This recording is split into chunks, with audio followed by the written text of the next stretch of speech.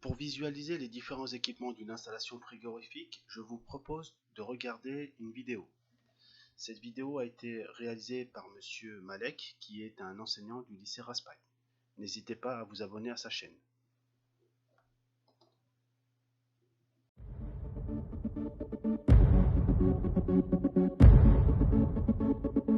Bonjour, on se retrouve aujourd'hui face à une chambre froide dont la fonction est de refroidir notamment des aliments. Cette chambre froide est équipée d'un circuit frigorifique dont je vais vous expliquer le nom et la fonction de chacun des équipements.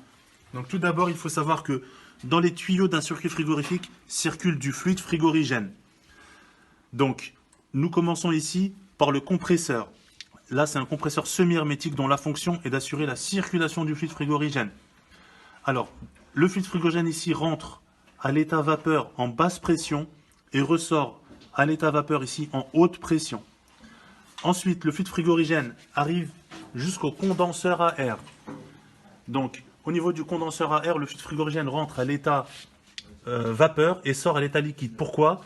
Car il a évacué les calories que le fluide frigorigène a absorbées dans la chambre froide. Le fluide frigorigène sort ensuite ici à l'état liquide et rentre dans la bouteille liquide. Il se peut très bien qu'il y ait encore un peu de vapeur qui sort du condenseur. C'est pour ça que on met une bouteille liquide pour alimenter le détendeur en 100% liquide ici. Là, vous avez un tube plongeur qui va plonger et prendre le fluide frigorigène dans la partie basse de la bouteille où il y a du liquide.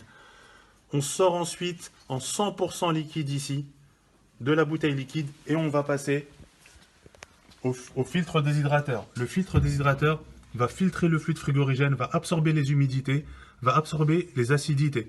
Pour vérifier que le filtre déshydrateur fonctionne bien, nous avons ici un voyant liquide. Après ce voyant liquide, vous avez ici une électrovanne qui va permettre de réguler l'installation électriquement. C'est une vanne qui s'ouvre ou qui se ferme et qui est commandée électriquement. Ensuite, le fluide frigorigène passe dans la chambre froide et arrive jusqu'au détendeur. Donc là, pour l'instant, on est toujours en haute pression ici. L'arrivée se fait en haute pression.